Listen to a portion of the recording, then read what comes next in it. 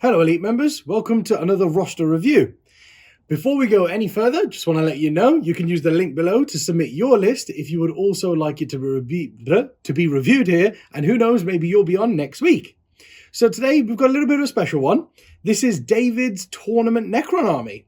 So I thought it'd be quite cool as the tournament scene is starting to open up again now, and of course we'll be going back to tournaments. So I thought it'd be cool for you guys to see some of the lists that we want to take. Now, I know that David is taking this to the Drop Pod tournament in 2 weeks' time. Well, yeah, 2 weeks' time, basically, yeah. So he's going to that, and it's an RTT, and he's going to take this Necron list. So let's first of all have a look at what he's got in the list. It all fits in one detachment, which is pretty nice. It means he doesn't waste any CPs. He's in a Novak battalion detachment. So he's got an Overlord, and the Overlord is the Warlord in this army. He's got a Resurrection Orb, just in case somebody doesn't mop up an entire unit, he can bring some of the guys back. So he's got a Res Orb, and he's the Warlord, because he has to be. He's the highest ranked Noble. He's got Hand of the Pharaoh, and then he's got Implacable Conqueror Warlord trait, which allows him to reroll his charges, and Voltaic Staff Relic, which is really decent at just plinking off some shooting attacks while sitting safely amongst units to protect him and not let him die, basically. Then he's got Anrakir. Anrakir gives +1 attack. He's great. He's also a Noble. He gives out my will be done as well. So with him and the Overlord, there's quite a lot of buffing going on there. Then there's a Chronomancer in the army because he gives a unit a 5% vulnerable save, which is key in this kind of list. And he also has the Veil of Darkness for, jumpy shenanigans. Also, on top of that, there is a second Chronomancer in the battalion. Now, an important thing to notice is if you have a Noble in your detachment, then for every Chronomancer you can take a second Chronomancer without taking up a slot. So it might look like there's 4 HQs in this list, but there's not. There's 3 HQs and a free slot. The second Chronomancer isn't a free slot. And that's just so you can have two units having a 5-pin vulnerable save. And you're going to see why right now. So there's 3 troop units in this army. Does anyone want to guess what they are? Give you 5 seconds. There you are. It probably was a pretty easy guess. It's 3 units of Necron Warriors. So they're big blobs. He's got 3 units of 19 Necron Warriors. Now, of course, they're going to be very survivable when he starts chucking these buffs on them from the Chronomancers, and then he's got the Resurrection Orb. So he's gonna really keep these warriors slogging up the board for as long as he can. Then on top of that, he's got a unit of 9 Lich Guard. They are fantastic, very tough to kill. When they come back, it really hurts your opponent because you're bringing a 2-wound model back. And on top of that, they hit like a brick in combat, especially when they're around a Noble. Then you've got 2 units of 2 Crypto Thralls. These are there just to sit at the back, play the mission for David, let him do some scramblers, let him get some primaries, stuff like that, without having to waste big units at the back of the board. Then he's got the Nightbringer. You always take the Nightbringer, in my opinion. I don't think I would go to a tournament with a Necron list and not have the Nightbringer in there, because too many times you'd go up to something and you'd go, right, Mortarion. Oh man, how the hell do I deal with Mortarion? Oh, they've taken the big Lord of Changes in Killable. How do I deal with that now? Because the Nightbringer would go in there and he would deal with those kind of threats for you. So I think it'd be a bit silly to not take him, really. So he's got the Antimatter Meteor and the Gaze of Death. And then finally, we've got 2 units of 5 Flayed Ones in the fast attack slots of this detachment. And now they're perfect. They're also there to do a similar sort of role to the Crypto Thralls. So the Crypto Thralls kind of sit at the back and let David get some primaries, and also they can scramble in his deployment zone. Now, the 2 units of Flayed Ones, they can deep strike in naturally, so they can get the rest of his scramblers, meaning he's pretty much guaranteed 10 points on deploy scramblers, and then they can start holding midfield objectives for David and getting points that way from primaries, while the rest of the army forces up and plays for, the front field objective markers, the ones that your opponent's holding. So it's quite interesting because he's got loads of little units there to hold his backfield and midfield, and the rest can just put maximum pressure on, and he plays Purge the Vermin very nicely with this list. So that's what's in David's list, and what I'm going to do is I'm going to let David come on now and explain to you how it all works. So the way this list works is very simple, actually. It's 60 warriors that advance forward and take the middle of the board. Ideally, if it's a 5 objective mission, it's perfect because I take 2 middle objectives and leave 1 unit or cryptophrolls or whatever I need in the back. I've got 2 chronomancers to buff up 2 of the units with a 5-up invuln, and these are the ones in the front line protecting the obviously 2 chronomancers and my characters buffing them. The idea is it's very hard to shift them. I don't think many armies can get rid of 40 warriors. They might do with 20, but that's why there is a 3rd unit that can veil in the middle or veil behind the lines. It all depends. It's very reliant on your opponent making mistakes, because all I have to do is get to the middle of the board and survive. While if the opponent messes up their screening, I can Veil of Darkness forward, charge the back unit, take their objectives, and then they have to stretch. I'm basically trying to create a zone that's almost half the board, where my Nightbringer and my warriors, which have loads of shots and loads of attacks, being Novok, threaten them. And they might not seem that dangerous, but with all the stratagems I can use, especially for Novok, with Blood Rites giving me +1 attack, and with Anrakir that gives me an extra attack, I can pull out 3 attacks per warrior, having 20 in a squad. I've also got Lich Guard, which are not only tough, but can be really scary.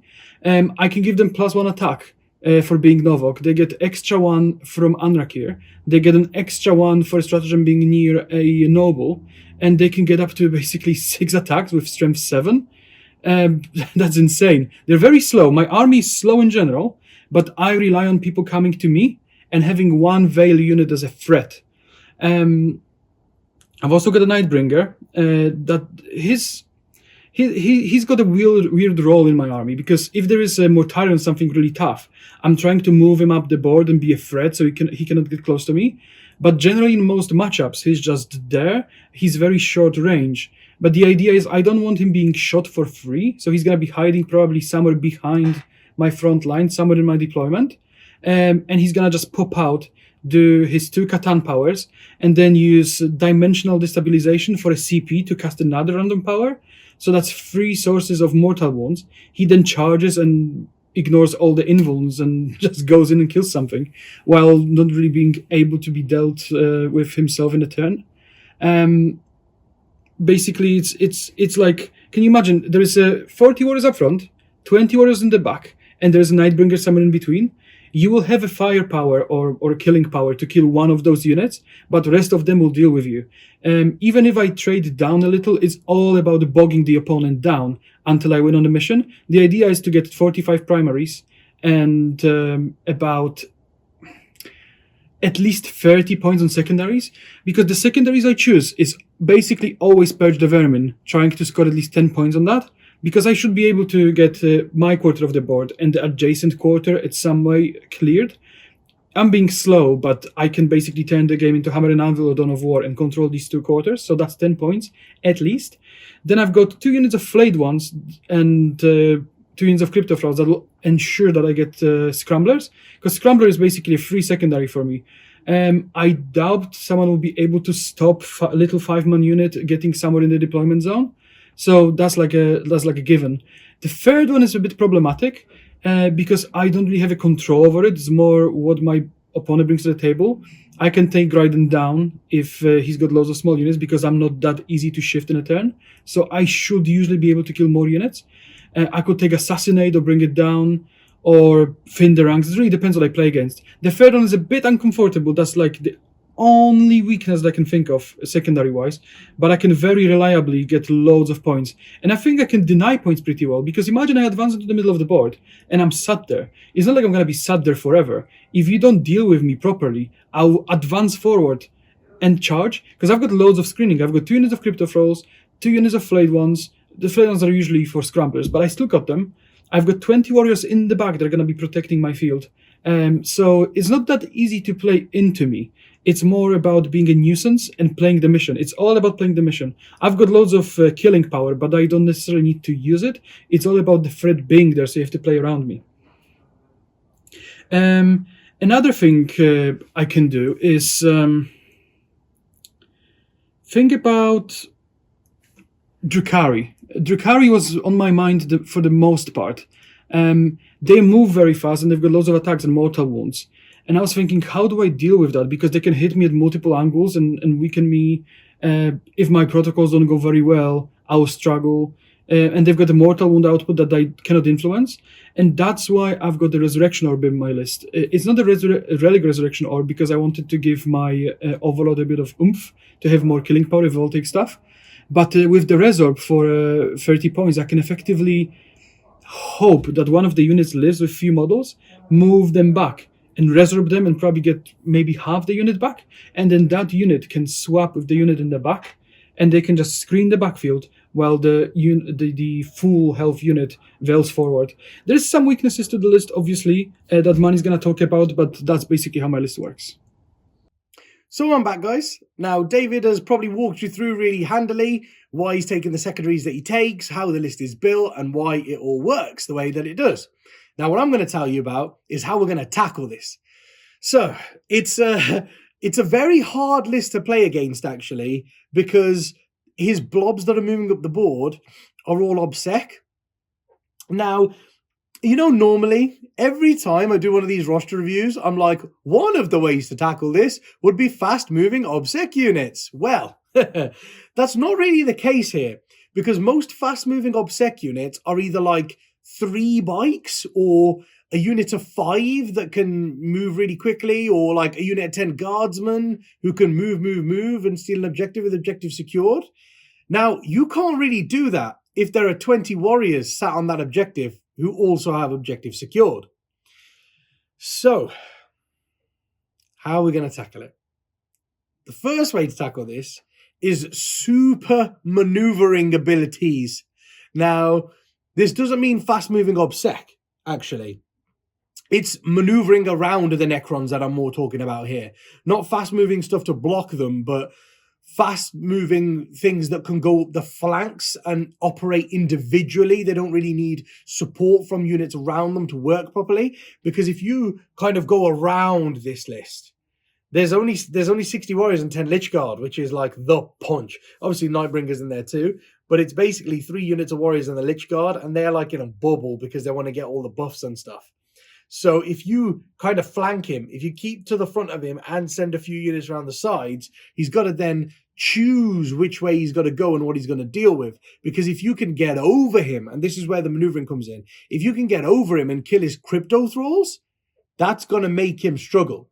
If you can somehow get into his backfield and kill those little units of crypto thralls that are holding his objectives, he's going to have to try and hold those objectives with bigger squads that he doesn't want to keep at the back of the board, which is, again, a benefit for you, or he's going to have to keep going forwards, in which case he leaves his backfield objectives, and now the units that you got over him with, you can start holding the objectives with those units. So I think that's a good way of going about it, things that can maneuver around him. Then there's 2 other ways. So the first way is bucket tons of shots or attacks. Because the first thing you've got to kind of take into consideration is these warriors only have a 4-up armor save. Their toughness 4, they have a 4-up armor save, and they only have 1 wound a model.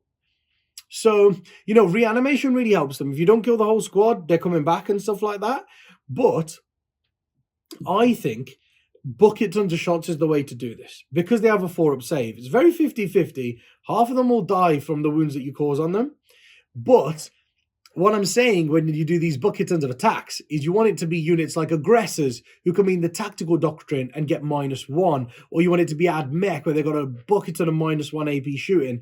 Basically, you want loads of shots, and preferably you want them to be AP -1, because that puts them on their 5-up invulnerable save. And at that point, if you're making them take 20 saves, 25 saves, 2/3 of them are going to die. Okay, not the whole squad's dead, but 1/3 should come back. And then you shoot again with something else that's got bucket tons of shots. So the way to whittle through them is by keeping on hitting them with multiple units that have got bucket loads of attacks. That's how you're going to grind them down in the end. And that's key as well. If you start, that combos the first thing about the maneuverability.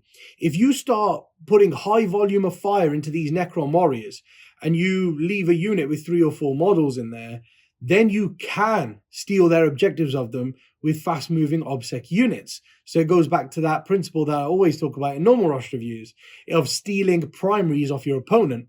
You can do that if you have bucketons of shots and a little bit of maneuverability in your list at the same time. That'll be wicked. So that's a great way of dealing with it. Now, the final way is probably the most simple way of dealing with it, but it's very effective. And that is a million, bajillion, gazillion mortal wounds. This army absolutely hates mortal wounds.